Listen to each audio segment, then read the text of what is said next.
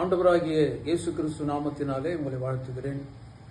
இந்த நாளிலே சிறு பிள்ளைகள் தினம் என்று சொல்லி சில்ட்ரன்ஸ் டே, சர்வதேச சிறு பிள்ளைகள் தினம் என்று சொல்லி கொண்டாடி கொண்டிருக்கிற இந்த நாளிலே சிறு பிள்ளைகளுக்கு மாத்திரமல்ல, வளர்ந்த வாலிப பிள்ளைகளுக்கும் ஒரு சிறிய நற்செய்தியை உங்களுக்காக அறிவிக்கிறேன்.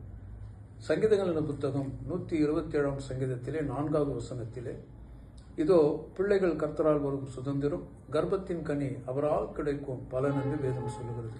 என் அன்பு தேவனுடைய பிள்ளைகளே, இந்த நாளிலே சிறு பிள்ளைகள் கர்த்தரால் வருகிற சுதந்திரம் என்று வேத வசனம் சொல்லுகிறது. கர்ப்பத்தின் கனி என்பது அவரால் கிடைக்கிற மிகப்பெரிய பலன் என்று கர்த்தருடைய வார்த்தை சொல்லுகிறது. இந்த பலனும் இந்த சுதந்திரமும் தேவன் நமக்கு கொடுத்திருக்கிறதுக்காக ஆண்டவருக்கு நாம் நன்றி சொல்லுவோம். அது மாத்திரமல்ல, சிறு பிள்ளைகளாக இருக்கும் பொழுது குழந்தைகளை பிரதிஷ்டை செய்கிறார்கள், ஆண்டவரிடத்தில் ஒப்புக் கொடுக்கிறார்கள், ஊழியக்காரிடத்தில் ஒப்புக் கொடுக்கிறார்கள். இருந்தாலும் கூட ஒரு 3 காரியம் சிறு பிள்ளைகளை குறித்து, வளர்கிற வாலிபர்களை குறித்து, பெற்றோர்கள் வாலிப பிள்ளைகளை, சிறு பிள்ளைகளை எப்படி வளர்க்க வேண்டும், எப்படி பராமரிக்க வேண்டும் என்று சொல்லி ஒரு 3 காரியத்தை உங்களோடு கூட பகிர்ந்து கொள்ள நான் விரும்புகிறேன். முதலாவதாக ஒரு வசனத்தை வாசிக்கிற பாருங்க. ஏசாயா தீர்க்க தரிசன புத்தகம் 54ஆம் அதிகாரம் 13வது வசனத்தில் இப்படியாய் சொல்லப்படுகிறது, உன் பிள்ளைகள் எல்லாரும் கர்த்தரால் போதிக்கப்பட்டிருப்பார்கள், உன் பிள்ளைகளுடைய சமாதானம் பெரிதாயிருக்கும் என்று வேதம் சொல்கிறது. முதலாவது தேவன் நமக்கு கொடுத்த இந்த சுதந்திரம் என்கிற பிள்ளை, கர்ப்பத்தின் கனி என்கிற இந்த பலன், இந்த வார்த்தை முதலாவது என்ன ஆசீர்வாதம் நமக்கு கொடுக்குதுன்னு சொன்னா, உன் பிள்ளைகள் பெரிய சமாதானத்தை கண்டடைவார்கள்.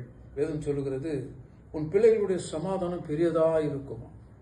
உலக பிரகாரமான சமாதானம் அல்ல, தேவனுடைய சமாதானத்தை ஆண்டவருடைய பிள்ளைகள் பெற்றதுனாலே அந்த சமாதானம் பெரியதா இருக்கும் என்று வேதம் சொல்லுகிறது. ஆனால் என்ன செய்ய வேண்டுமானால், முதலாவது உன் பிள்ளைகள் எல்லாரும் கர்த்தரால் போதிக்கப்பட்டிருக்க வேண்டும், தேவனால் போதிக்கப்பட்டிருக்க வேண்டும், தேவனால் அபிஷேகம் பண்ணப்பட்டிருக்க வேண்டும், தேவனால் பிரதிஷ்டை பண்ணப்பட்டிருக்க வேண்டும், தேவனால் தேவனுடைய ஆலயத்திலே கொண்டு வந்து ஏரியிடத்திலே அண்ணால் ஒப்பு கொடுத்தது போல ஒரு ஊழியக்காரிடத்திலே கர்த்தரிடத்திலே அந்த பிள்ளையை ஒப்பு கொடுக்கும் பொழுது அந்த பிள்ளையானது கர்த்தரால் போதிக்கப்படுகிற வாய்ப்பை பெற்று அந்த பிள்ளைகளுக்கு அற்புதமான ஒரு பெரிய சமாதானத்தை தேவன் கொடுக்கிறார். இது முதலாவது.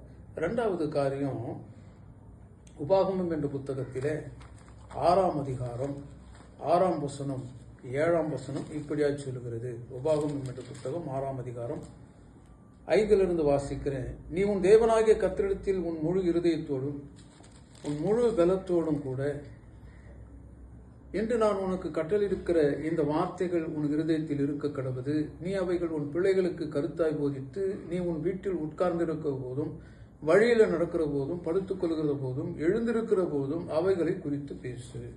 உன் பிள்ளைகள் தேவனுடைய சமாதானத்தை பெற்றுக்கொள்ள வேண்டுமானால், உன் பிள்ளைகளுடைய சமாதானம் பெரிதாக இருக்க வேண்டுமானால் கர்த்தருடைய வார்த்தை போதிக்க வேண்டும். 2வதாக வேதம் சொல்லுகிறது, தேவனுடைய வார்த்தையை அவர்களுக்கு போதிக்க வேண்டும். எப்படின்னு சொன்னா, பைபிள் சொல்லுகிறது, இந்த 6ஆம் அதிகாரத்தில் 7வது வசனத்தை வாசிக்கிறேன். நீ அவைகளுக்கு உன் பிள்ளைகளுக்கு தக்கதாய் கருத்தாய் போதித்து என்று வேதம் சொல்லுகிறது. உன் வீட்டில் உட்கார்ந்திருக்கிற போதும், வழியில் நடக்கிறது போதும், படுத்துக் கொள்ளுகிற போதும், எழுதிருக்கிற போதும் அவர்களை குறித்து பேசு.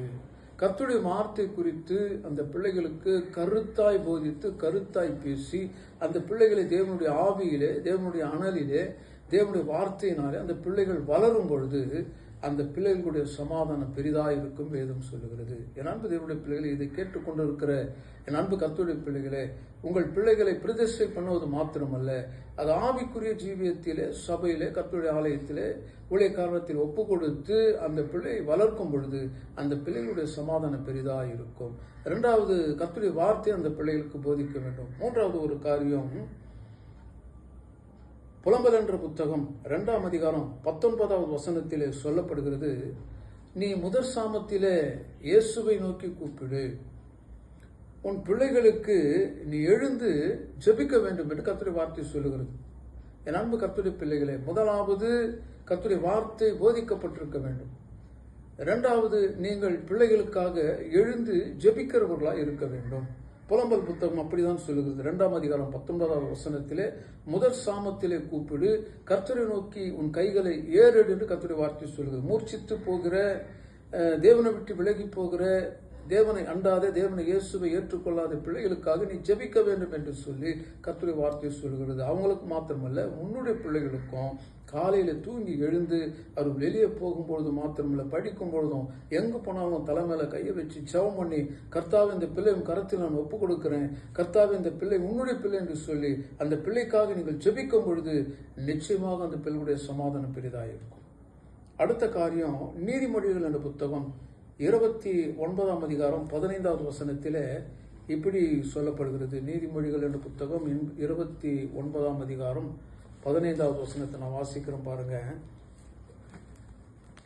பிரம்பும் கடிந்து கொள்ளுதலும் ஞானத்தை கொடுக்கும், தன் இஷ்டத்திற்கு விடுபட்ட பிள்ளையோ தன் தாய்க்கு வெட்கத்தை உண்டு பண்ணுகிறான். என் அன்பு தேவனுடைய பிள்ளைகளே, கடைசியாக ஒரு காரியம், பிள்ளைகளை கண்டித்து வளர்க்க வேண்டும். பிரம்பை கையாளும் பொழுது அந்த பிள்ளைக்கு ஒருவேளை அடிப்படும், பிறகு ஆறிவிடும். ஆனால் அந்த பிள்ளையின் இஷ்டத்திற்கு விடப்படும் பொழுது வேதம் சொல்லுகிறது, தாய் தகப்பனுக்கு வெட்கத்தை உண்டு பண்ணுகிறான். ஆக பிரதிஷ்டை பண்ணுவது பெரிய காரியம் அல்ல, பிள்ளைக்கு ஞானஸ்தானம் கொடுப்பது பெரிய காரியம் அல்ல. இதெல்லாம் கிறிஸ்துவுக்குள் அடையாளமாக இருந்தாலும் கூட அந்த பிள்ளை கர்த்தரால் போதிக்கப்பட்டிருக்க வேண்டும். அந்த பிள்ளை கர்த்தருடைய வார்த்தையை போதிக்கிறவர்களாக இருக்க வேண்டும். அந்த பிள்ளைகளுக்காக தாய் தகப்பன் எழுந்து ஜெபிக்க வேண்டும். அந்த பிள்ளையை கண்டித்து வளர்க்க வேண்டும். இப்படி செய்தால் தேவனுடைய நாமத்தினாலே உங்கள் பிள்ளைகள் கர்த்தரால் போதிக்கப்படுவது மாத்திரமல்ல, அவருடைய சமாதானம் பெரியதாக இருக்கும் என்று வேதம் சொல்கிறது. கடைசியாக ஒரே ஒரு காரியம், சங்கீதங்கள் புத்தகம் 128ஆம் சங்கீதம் எல்லாருக்கும் தெரிந்த ஒரு பகுதி. வசனம் சொல்லுகிறது, உன் மனைவி உன் வீட்டோரங்களில் கனித்தரும் திராட்சை கொடியை போல இருப்பாள், உன் பிள்ளைகள் உன் பந்தியை சுற்றிலும் ஒளிமர கன்றுகளைப் போல இருப்பார்கள். கடைசியாக தேவன் கொடுக்கிற ஆசீர்வாதம், உன் பிள்ளைகள் ஒலிவு மர கன்றுகளைப் போல உன்னை சுற்றி இருப்பார்கள் கர்த்தருடைய வார்த்தை சொல்லுகிறது. எப்பொழுதுன்னு சொன்னா, இதோ கர்த்தருக்கு பயப்படுகிற மனுஷன் இவ்விதமாய் ஆசீர்வதிக்கப்படுவான் என்று வேதம் சொல்லுகிறது. இப்போ பிள்ளைகளை வளர்க்கும் பொழுது, ஜெபிக்கும் பொழுது, பிள்ளைகளுக்கு கர்த்தருடைய வார்த்தை போதிக்கும் போது கர்த்தருக்கு பயப்படுகிற பயத்தை அந்த பிள்ளைகளுக்கு ஊற்றி நீங்கள் ஜெபிப்பீர்களானால், கர்த்தருடைய வார்த்தை சொல்கிறது 128ஆம் சங்கீதத்திலே 5வது 6வது வசனம், கர்த்தர் சியோனிலிருந்து உன்னை ஆசீர்வதிப்பார், நீ ஜீவனுள்ள நாளெல்லாம் எருசலேமின் வாழ்வை காண்பாய், நீ உன் பிள்ளைகளின் பிள்ளைகளையும் இஸ்ரவேலுக்கு உண்டான சமாதானத்தையும் காண்பாய். எருசலேமுக்கு உண்டான சமாதானத்தை மாத்திரமல்ல, இஸ்ரவேலுக்கு உண்டான சமாதானத்தை நீ காண்பாய். ஆகவே அன்பு கர்த்தருடைய பிள்ளைகளே, இதை கேட்டுக்கொண்டிருக்கிற அன்பு தேவனுடைய பிள்ளைகளே, உங்கள் பிள்ளைகள் கர்த்தரால் போதிக்கப்பட வேண்டும். உங்கள் பிள்ளைகளுக்காக எழுந்து ஜெபிங்க. உங்கள் பிள்ளைகளை கண்டித்து வளருங்க, ஆவியில வளருங்க. கர்த்தருடைய நாமம் மகிமைப்படும். ஜெபம் பண்ணலாமா? எங்களை நேசிக்கிறதான அன்பின் ஜீவனுள்ள பரலோக நல்ல பிதா, இந்த நல்ல வார்த்தைக்காய் ஸ்தோத்திரம். பிள்ளைகள் கர்த்தரால் வரும் சுதந்திரம், கர்ப்பத்தின் கனி அவரால் கிடைக்கும் பலன் என்று வேதம் சொல்லுகிறது. நீர் கொடுத்த இந்த சுதந்திரத்தையும் நீர் கொடுத்த இந்த பலனையும் நாங்கள் பெற்றுக்கொண்டதற்காய் ஸ்தோத்திரம் கர்த்தாவே. ஜீவனுள்ள நாட்களால் நன்மையும் கிருபையும் தொடரட்டும். என்னோடு கூட இணைந்து ஜெபிக்கிற இந்த வார்த்தையை கேட்டுக்கொண்டிருக்கிற ஒவ்வொரு பிள்ளைகளும் கர்த்தர் ஆசீர்வதித்து பலப்படுத்துங்க. நன்மையும் கிருபையும் தொடரட்டும். இயேசுவின் நாமத்தில் பிதாவே, ஆமென், ஆமென், ஆமென். Praise the Lord.